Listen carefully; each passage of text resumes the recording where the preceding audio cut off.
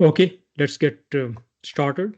Welcome everyone to the training course on mastering cyber defense with the Exium's XDR 360. So today is the first session, and we are kicking off this course, which is total 4 hours, uh, including 7 30-minute sessions, just like today. And at the end, there's a quiz that will take about 30 minutes. So today's session will focus on this next generation SIEM, and then the following session on securing SaaS, in particular Microsoft 365, a session focused on vulnerability assessment, endpoint protection, cloud security, and compliance is big, like with the SIEM compliance. So we will have a dedicated session on compliance, and then the MDR, like how you manage uh, all that. As I always, I have experts with me. So any questions at any time, you can post in Q&A and we will get those answered. So harnessing the power of next generation SIEM. Like so, but today we are going to spend some time on the overall XDR 360 architecture because this is the first session. So we'll be setting some ground uh, uh, architecture and rules there. And then we will go through the NIST Cybersecurity Framework 2.0 and CIS controls. So you will see the importance of these, like when we are talking about SIEM and compliance and all that. And then we will dive into, as always, into the console. In real time, we will look at the logs and events and get some insights from those. This is our trusty overall architecture of the unified SASE XDR platform. I think maybe today you will understand what we meant from unified SASE XDR, because until now, the focus has been more on SASE. Like many of you last year got certified on SASE Admin, and earlier this year on SASE Pro. So SASE Admin was more about the SIESPA, and SASE Pro, a lot of focus was on the modern workplace security, like modern firewall replacement, and conditional access, and some of the advanced SASE controls, right? And but today we are going to start with the second line here. So XDR is the first item, and there will be follow-on courses throughout this year. Like if you stick with us, you will continue to enhance your cybersecurity skills with us here. So we'll continue with more advanced courses later this year. So one thing you may think, okay, unified SASE XDR, one way to look at it is that now we were collecting all the data and doing analytics on that. You have seen that as part of the SASE, right? Now with XDR, same endpoint agent, like even the agent that you deploy on the endpoints with Exium is the unified SASE XDR agent. Sometimes you may have seen some few other things. They get activated when you activate XDR. That's to provide the XDR and SIEM capability. Like so, there's no need for a separate client. So, client that you have already deployed or you are deploying with Exium is already unified SASE XDR platform. And then some of you also deployed cyber gateways. Like we generally with SIEM, you need SIEM sensors. Like you put a sensor at a location, that's how you get the data from like the servers, switches, firewalls, and routers at that location, right? But with the Exium, the cyber gateway also duals as a SIEM sensor. You don't need another sensor. If you have deployed cyber gateway, they are already capable of collecting all the logs and events, not only their logs and events, but also any third-party logs and events. So this is one way to look at is, okay, this is unified SASE XDR because it simplifies life for you. There's one agent and even at locations, you don't need a SIEM sensor or XDR sensors because they're already the unified SASE XDR agents and cyber gateways are providing that, which is great, right? But there's more to that. So what is more? More is that SASE is more focused on protection, like because you have a firewall, like you are protecting from attacks, like you prevent bad things happening. But XDR comes in, with the continuous uh, evolution of cyber threats becoming more and more advanced with AI and everything, you can never say there's never going to be a breach or an incident. Like that's where you need XDR, right? So SASE consolidates a lot of the security controls. You have seen there are dozens of security controls that are consolidated with SASE. Right now, the telemetry, all the logs and events from SASE can come to XDR, and XDR can analyze those and do the response and remediation if it detects something bad. Like so, they complement each other very well. Like so, XDR had other parts that we will go through that, like the endpoints and other things. But with SASE, SASE is a modern, powerful approach to network security. And XDR is the you say next generation SIEM with the automations and AI and all that. So they complement each other very well. Like and how they complement and why XDR becomes better with SASE and SASE becomes better with XDR. Well, one thing is now XDR is getting high quality native data. Like whenever you do a third party integration, you have to normalize data. You have to structure it, organize it, and you lose the context. You don't have as rich context. But with the rich data, you have a very, very high quality data because this is the native sensors collecting that data. So this unified SASE XDR both make better each other and both together becomes a very powerful solution, right? So along with the other parts that we will review for XDR 360, this is what is going to happen, help you to become master in cyber defense, like this type of capabilities when you are able to implement and manage those. So XDR is more than just the network metrics. So with the network, there used to be a name NDR, like network detection and response, like leveraging all the network data and all that, right? So which is great. We just saw how SASE and network security and XDR better each other, but XDR also need to get your SaaS data, like from your Microsoft 365 tenants. It can pull all the audit log, Exchange logs, SharePoint, and everything. It can pull the identity data, like from the users' identities and so on. It can integrate with the cloud, like there's a session on, as you have seen, on Microsoft 365 itself, and then there's a cloud security session. You can integrate with APIs. In some cases, you will pull data with APIs, like with the SaaS and cloud. In other cases, you will have agent, like we have seen with the network, you have agent on the endpoint, like SASE agent, the endpoints, and the third party data. To pull third party data is you need some forwarder like a SIEM sensors. As we discussed, cyber gateway can serve as a SIEM sensor as well. Like so you need to have this thing coming. That's why the name 360. From all directions you need to have this data available to you. And what XDR does with that, like so now you have some context. Now we can look at this picture. So you'll see the data coming, and we see SASE and XDR makes better each other. So this is the network and SASE, all the data coming in, and you enrich that with the threat intelligence.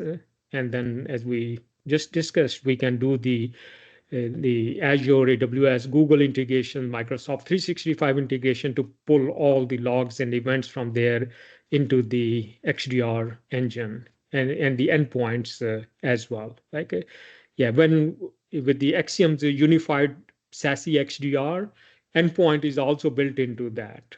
So we also can pull logs and events from Microsoft or Windows Defender, but also there's another native EDR built into that. So we have the native logs not only on SASE but also on the endpoints. And later you will learn some of the identity as the identity and access management. You can integrate a third party identity and access management. We can pull in the logs and events, or Exium also provides a native identity and access management with MFA, password manager and all that. And all the data comes over here. You normalize and enrich this data. Like now, the idea is these are not, so a lot of the XDR that you see in the market, they are glorified EDRs. Like every EDR company, they were just doing EDRs. And when the XDR term came in, they said, oh, we are XDR, like and not much else, right? So, but here you will be pulling in and enriching that. Like for example, if you click on a phishing email that's happening on the endpoint, somehow that link made it to you, right?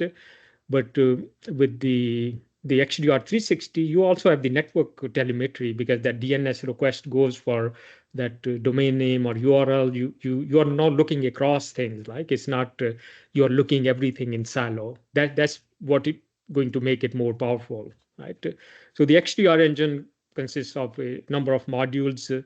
First is you just normalize data, add context to it, as we were discussing, and then you do the computer detections, leveraging AI and incident correlations. And the way you see it, there's this thing going there, but because just like there is no yeah fully autonomous car, like everybody wants to build the fully autonomous, for example, vehicles, there's still human intervention required.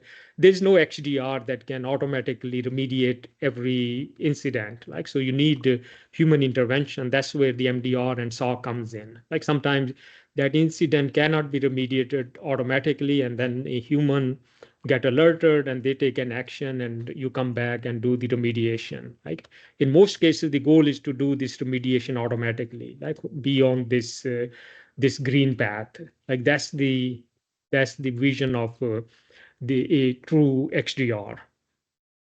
So you get some yeah overview over here. So let's continue. Like so this is what we call a XDR 360 infinity loop. You may not have seen this type of picture, but maybe in other contexts. So this is one Exium. We went out to build SASE. We started with we were more like in the prevention. Like SASE is more about prevention, like, the firewalls, your DNS security, and all those things, like preventing these systems from cyber attacks. But this vision we came up in 2020, about 5 years ago, and we have been kind of building towards this vision. Like, so as I said, no one has a true XDR solution. So many claim, even we don't claim that Exium has a complete XDR solution, because we have a lot of the components on this infinity loop. We have been working for 5 years, but there are still things like we need to improve and so on. Like so, yeah, when you are able to master this infinity loop, then truly you will be the master of cyber defense, right? So today we are building your foundation towards that. Like so, this thing doesn't exist, right? This loop needs to be not only complete infinity loop, it also needs to be automated. So it's going through this and getting better every time. Like so, this is the vision that Axiom set on about 5 years ago, and we have been working towards that. We are pretty far along that, but there's still a lot more work needs to be done in this direction. So today we will be more on monitoring, like monitor everything, like all actions, interactions, transactions, behavior, not only network traffic, endpoint telemetry, and all that. Like I mean, this is what like the one part of this infinity loop. So yeah, whenever you think about like when you will be true master of cyber defense, this is the loop you need to master. Like so, there are a lot of parts you have seen that will be covering vulnerability management, the posture, like not only the cloud posture and other the SaaS and everything. You see, we will touch most of the things in this infinity loop during this course. So with this one, we can move to the first have a look at the compliance a little bit. So let's start with these two. If you're not familiar with that, I mean, these are two very important frameworks. NIST Cybersecurity Framework 2.0, so that's the new one, and the CIS controls is used version 8.1. That's also the latest. One biggest change in both is now the governance function has been added. Like govern is the big thing now.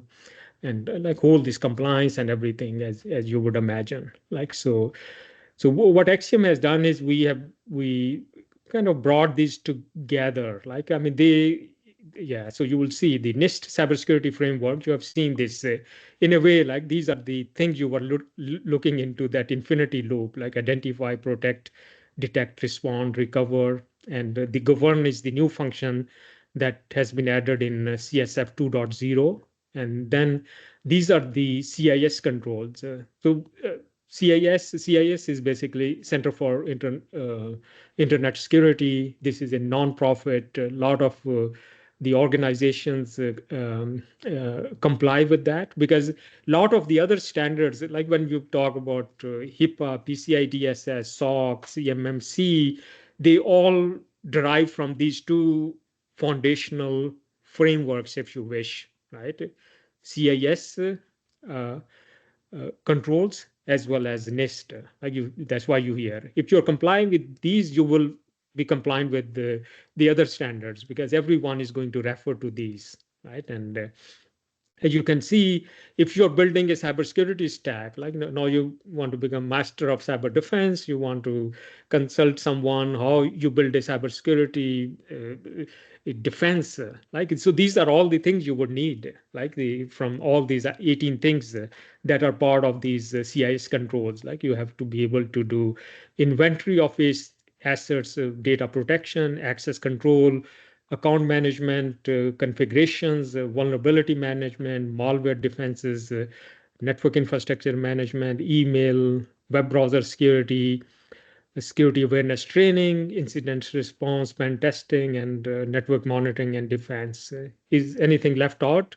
No, nothing, because this is a complete framework. Like if you comply with that, you are pretty well covered. So and what we are going to see today is what is great about SIEM, why I need to worry about SIEM, like from compliance. Like one thing I can do is what we have done over here is we have done a very detailed analysis, and you can review this document offline, particularly before you take the quiz, is that so this the CIS controls, like they have a number of things, as you will see over here. But one of the thing is they also have a NIST CS 2.0 reference. Like you saw the first item in inventory, for example, of enterprise assets. So this is part of the identify. You have seen there's in that NIST CSF 2.0, there's identify as one of the item there. And then what they have done is there are three implementation groups. These are like the maturity. Like if you have a SMB, small organization, maybe implementation group 1 is good enough. In each area, if you go down, like these are the, yeah, different. For example, we are looking at enterprise assets, create inventory, address unauthorized assets, discovery. You see the first column is no longer like, so if you're just looking at implementation group 1, you also only need to cover these first two items. You don't need to go more advanced, yeah, using a DSCP, you automatically update assets and those type of things.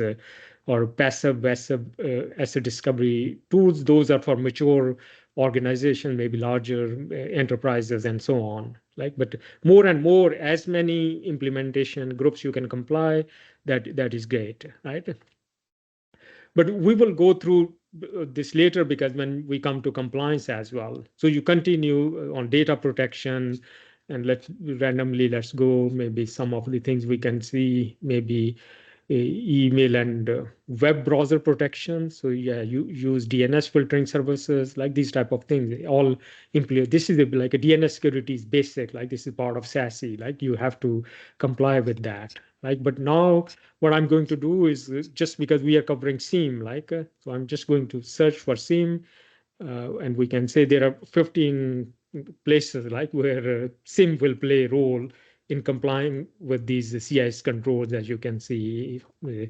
Thing. And if I continue, automated software inventory tools, collect audit logs, like SIM is going to do that, or ensure adequate audit log storage, like you maybe whatever 6 months, 1 year, and be backed up and all those things, like because this is what you need for compliance and so on. Yeah, you can see SIEM is addressing a lot of these CIS controls, like retain order logs, centralized order logs. They cannot be just sitting on a server, like, and if the server yeah disk gets corrupted, you lose your order log, right? They need to be centralized. So that's what where the SIEM comes into play.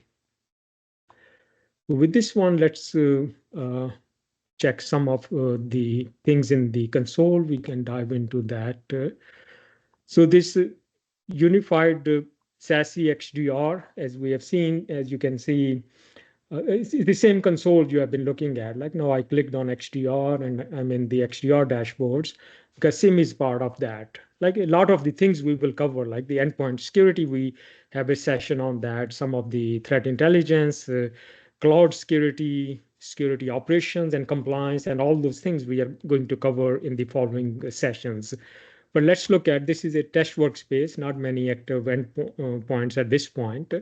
Like this data coming into the system. Like so, here you have a lot of information about endpoints, like their the what software is installed on the endpoints and so on. So these are my three active agents. I can click on the first one and so you can see I can get a lot of information about this endpoint. I can go to its inventory data, like one of the things you have seen, like the CIS controls is the assets inventory and all that.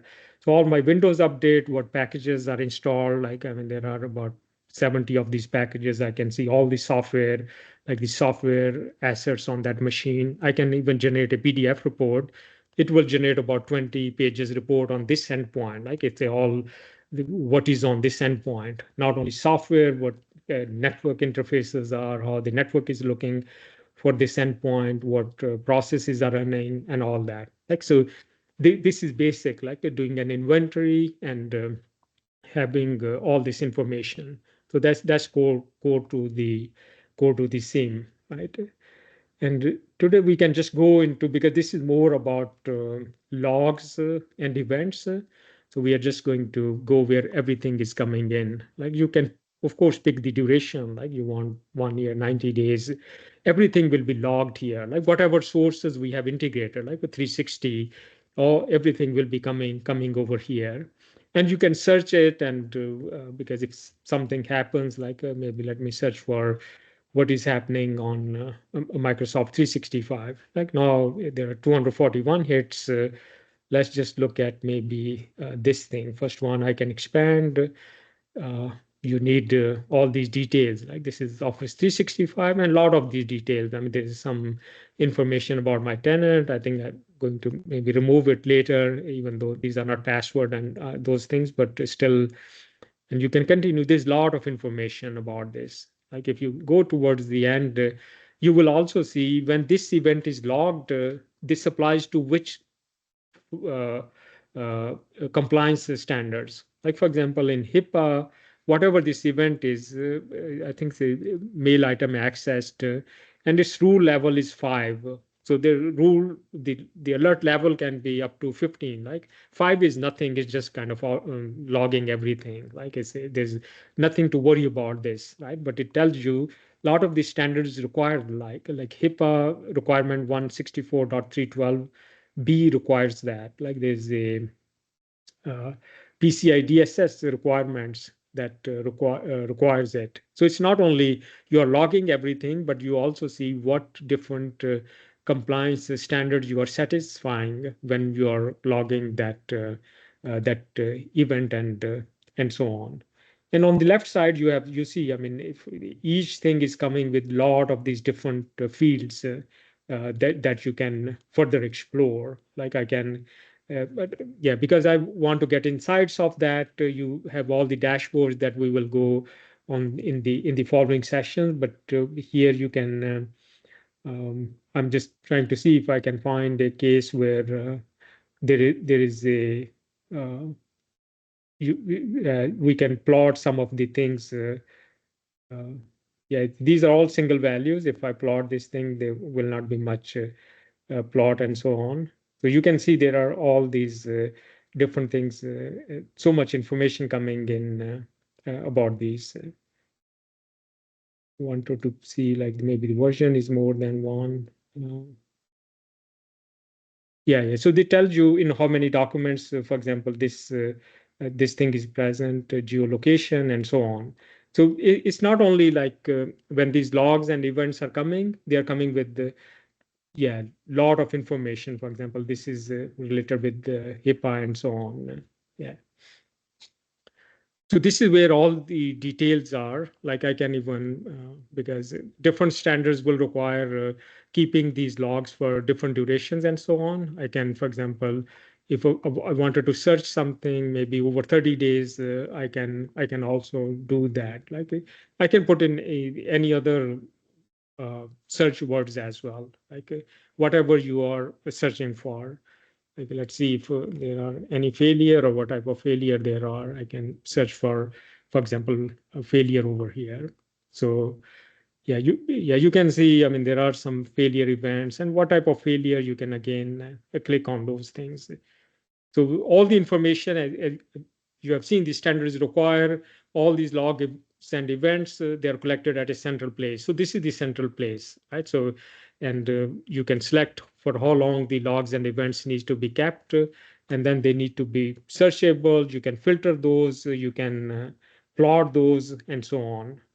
Yeah. So in different fields and like that. So let me see.